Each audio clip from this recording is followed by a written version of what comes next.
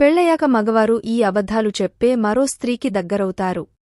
నేటి కాలంలో చాలామంది మగవారు పెళ్లయ్యాక మరో సంబంధం పెట్టుకుంటున్నారు. దీనికి ముందు వారు కొన్ని అబద్ధాలు చెబుతుంటారు. మ్యారేజ్ అయ్యాక కూడా మగవారు మరో స్త్రీని ఇష్టపడి వారికి దగ్గరవుతుంటారు.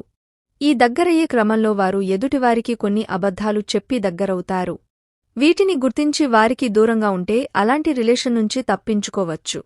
మరి అలాంటి అబద్ధాలేంటో తెలుసుకోండి. 1. ఇష్టంలేని పెళ్లి.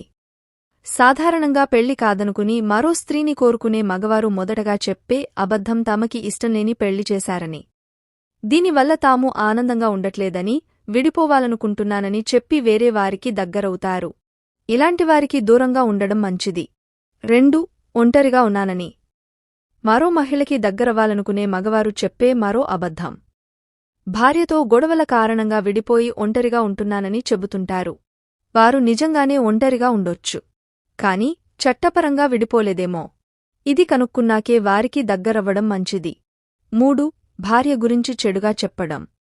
అదే విధంగా భార్యల గురించి వారి స్వభావం గురించి చెడుగా చెప్పి వేరేవారికి దగ్గరవుతారు.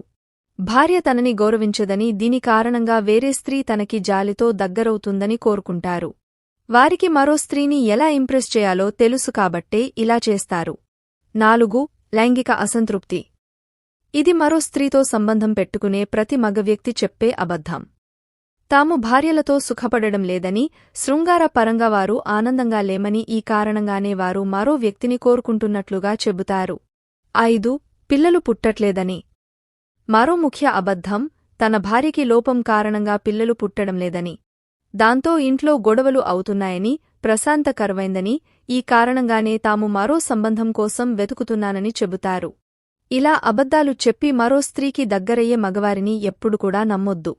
దీనివల్ల మీకు మీరుగానే ఇరకాటంలో పడతారు.